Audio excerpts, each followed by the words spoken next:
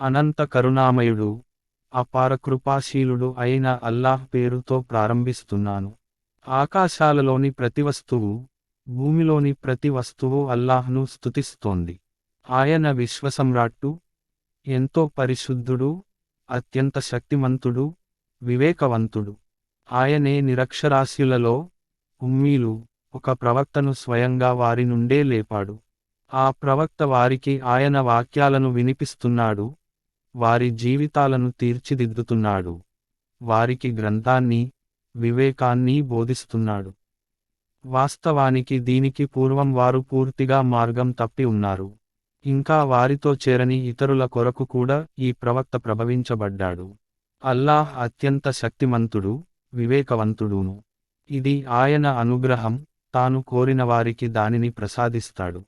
ఆయన గొప్ప అనుగ్రహశాలి. తౌరాత్ గ్రంథబాధ్యత భారం మోపబడినప్పటికీ, దానిని మోయనివారు, పుస్తకాల బరువును మోసే గాడిదను పోలి ఉన్నారు.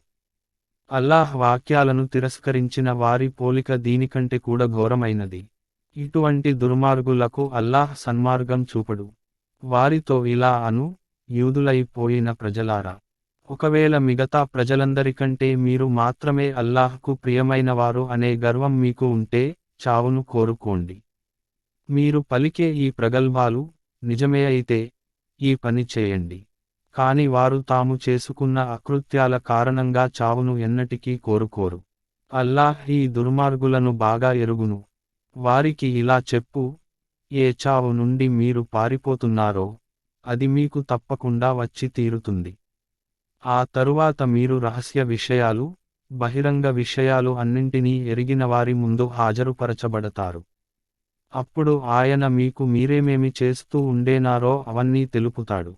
విశ్వాసులారా, శుక్రవారం నాడు నమాజుకై పిలిచినప్పుడు, అల్లాహ్ సంస్మరణ వైపునకు పరుగెత్తండి, క్రయవిక్రయాలను వదిలిపెట్టండి. మీరు గ్రహించగలిగితే, ఇదే మీకు అత్యంత శ్రేయస్కరమైనది. ఆపై నమాజు ముగిసిన తరువాత భూమిపై వ్యాపించండి. అల్లాహ్ అనుగ్రహాన్ని అన్వేషించండి, అల్లాహ్ను అత్యధికంగా స్మరిస్తూ ఉండండి. బహుశా మీకు సాఫల్య భాగ్యం కలుగవచ్చు. వారు వ్యాపారం, వినోద క్రీడలు జరుగుతూ ఉండగా చూచి, అటువైపు పరుగెత్తారు, నిన్ను నిలబడి ఉన్న స్థితిలో వదిలి వెళ్లారు.